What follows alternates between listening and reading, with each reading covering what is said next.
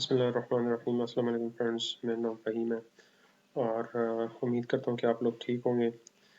Friends, आज हमारा तो कोई टॉपिक नहीं है, वैसे है तो मेरे साथ पास बहुत ज़्यादा, लेकिन उसमें ये है कि आज मैं थोड़ा रिलैक्स होना चाहता हूँ। दूसरी बात ये कि आज जिस टॉपिक के ऊपर हम बात करेंगे वो एक सेशन के टाइप का होगा। मतलब सेशन ये होगा कि आप लोग भी कुछ अपना जो है नॉलेज या कुछ एक्सपीरियंस है वो मेरे साथ शेयर करें, मैं भी अपना शेयर कर देता हूँ और आप लोग कमेंट में भी कर सकते हैं। और ये मैं आपको अपना नंबर दे देता हूँ, तो इसमें भी आपकी कोई भी क्वेरी हो तो आप बिल्कुल पूछ सकते हैं।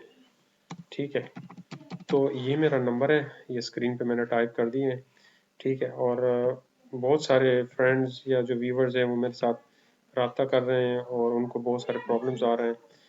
फ्रेंड्स, आज जो चीज़ मैं आप लोगों के साथ शेयर कर रहा हूँ वो ये है कि बहुत सारे फ्रेंड्स ऐसे हैं जो बेचारे जो है उनको प्रॉब्लम्स आते हैं सेल टैक्स और इनकम टैक्स में।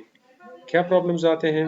सबसे पहला प्रॉब्लम जो इनकम टैक्स में है वो ये है कि वो अपना प्रॉपर जो है रिसीट्स, यानी जो उसका सेल एंड परचेजेस,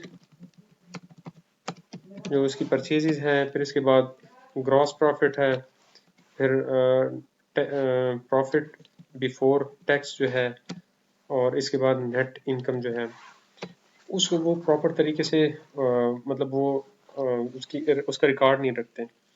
ठीक है, इसका फिर क्या इशू होता है जब आप किसी सेल टैक्स में रजिस्टर्ड है, कोई आपका बिजनेस रजिस्टर्ड है और आप इन चीज़ों को मेंटेन नहीं कर रखते, तो एंड पे क्या होगा, आपको नोटिस आएगा 171 177 का, ठीक है, ऑडिट का। तो जब आपको ये अंडर सेक्शन नोटिस आएगा तो फिर आपको रिकॉर्ड देना होगा, रिकॉर्ड देंगे सेल एंड परचेज का, जो आपकी जितनी बुक्स है, अकाउंट्स है और इससे रिलेटेड आपके एक्सपेंसेस बिल वगैरह फलाना जितने भी है। तो आपको बाद में फिर ये चीज़ें लाना और इसको जो है ना प्रोड्यूस करना आपके लिए बहुत मसला होगा। आपके पास हो भी ना तो आपने वो चीज़ें जो आपकी रिकॉर्ड होती हैं, अंदर रिकॉर्ड होती है MIS में, प्रोफाइल में, और जो आप यहाँ पे इनकम टैक्स रिटर्न में आप वो करते हैं, रिकॉर्ड करते हैं, तो उसमें वो टैली नहीं करता। ठीक है, तो ये आपस में टैली नहीं करते क्योंकि आपकी जो सेल्स परचेजेस और ये चीज़ें होती हैं ये उसके साथ कंपेयर नहीं करती। वहाँ पे आपका ज़्यादा होता है, यहाँ पे आप कम रखते हैं, या आप यहाँ पे इनकम टैक्स रिटर्न में जो है ज़्यादा रखते हैं और आपका जो वहाँ पे एक्चुअल होता है वो कम होता है। तो इसमें आपको नोटिस आ सकता है, तो इससे बचने के लिए आप प्रॉपर रिकॉर्ड रखें। ठीक है, दूसरी बात, जो अगर हम सेल टैक्स की बात करें तो सेल टैक्स में ये होता है कि आपका जो डेली मंथली की जो सेल्स होती हैं, तो वो क्या करें कि आप उसकी प्रॉपर रिकॉर्ड रखा करें। यानी फॉर एग्जांपल मेरे पास एक एग्जांपल है, अब ये मैं आप लोगों के साथ शेयर कर रहा हूँ कि ये एक कमर्शियल इंपोर्टर का है। उसका मैंने पूरा जो है जितनी भी कौन से मंथ में उन्होंने इंपोर्ट की है, कितनी कंजम्पशन की है, सेकंड जीडी जो उसकी आई है उसके अगेंस्ट कितनी सेल की है, कंज्यूम की है, तो ये सारी चीज़ें जो है प्रॉपर रिकॉर्ड पे होना चाहिए, ताकि अगर आप at the end of the year जो है आप अपना रिकॉर्ड रखें, जो आपको डिस्काउंट आपने दी है या आपको डिस्काउंट मिला है या इससे रिलेटेड डिप्रिसिएशन है, मोटाइजेशन है, या जो भी है, खैर वो तो इनकम टैक्स में आते हैं, लेकिन वैसे ही डिस्काउंट तो इसमें आता है। तो जितनी भी मतलब इससे रिलेटेड आपकी मतलब सेल्स होती हैं या आपने परचेजेस की होती हैं उसका रिकॉर्ड रखें, या एक्सपोर्ट की होती है, इंपोर्ट की होती है, तो उसका रिकॉर्ड रखा करें। फिर ये होता है कि आगे आपको इनकम टैक्स में काम आएगा। ठीक है, at the end of the year या जो आपका टैक्स फाइनेंशियल ईयर है। तो तकरीबन मेरे पास आज तो तकरीबन बहुत ज़्यादा लोगों ने कांटेक्ट किया है। इससे पहले भी लोग कांटेक्ट करते हैं और कहते हैं कि सर काइंडली आप जो है ना मेरा इनकम टैक्स या सेल टैक्स वो देखें। तो यकीन माने मुझे बहुत अफसोस होता है, क्योंकि वो उस जिस बंदे ने या जिसने भी की होती है उसने खुद की होती है, तो उसमें ये इशू होता है कि उन्होंने एक्स्ट्रा टैक्स पे किया होता है। वो इस तरह नहीं कि वो इसके लिए एलिजिबल या उसकी जो पेबल है वो पेबल भी नहीं होता है। मतलब ये होता है कि ऑलरेडी उसके परचेजेस में जो है उनसे जो इसका इनपुट टैक्स होता है, तो वो फॉर एग्जांपल अगर है सपोज करते हैं 20,000 आ रहा है इनपुट टैक्स। ठीक है, तो वो क्या करते हैं जब सेल करते हैं उसके अगेंस्ट, तो उस पर फॉर एग्जांपल टैक्स आ रहा है 4,000। तो होना तो ये चाहिए कि वो इसकी एडजस्टमेंट कर दे और वो जो है 4,000 इसके अगेंस्ट एडजस्ट हो जाए, जो 20,000 इनपुट टैक्स के अगेंस्ट। ठीक है, फॉर एग्जांपल ये आपका इनपुट टैक्स है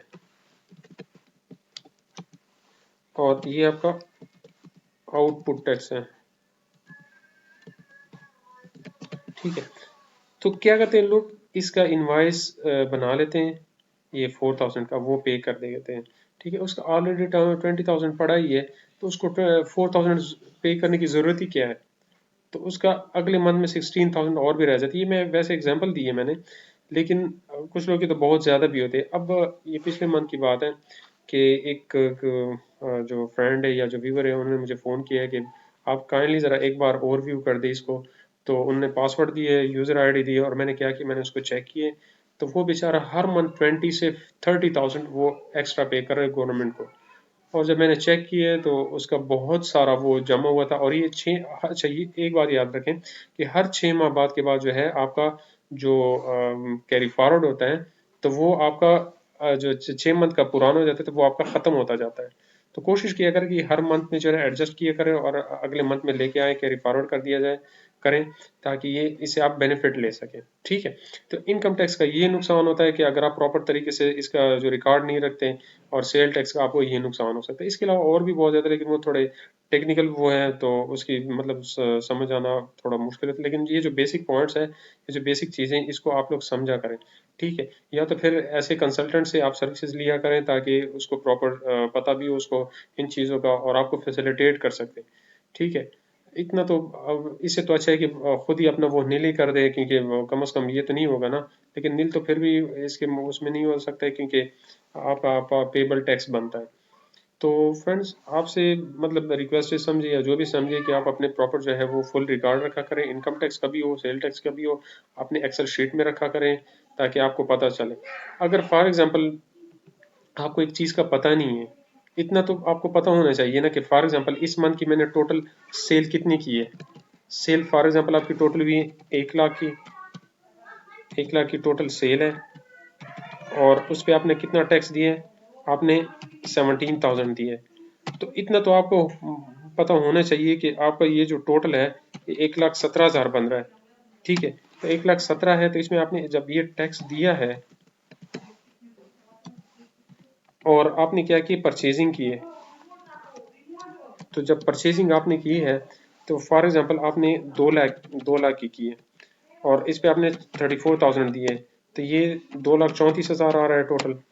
तो आप देखें, जब आपने कोई सेल की और परचेज की, तो आप इसको एक बार खुद ही अपने पास माइनस प्लस किया करें, कि ये देखिए कि मेरे पास कितना आ रहा है।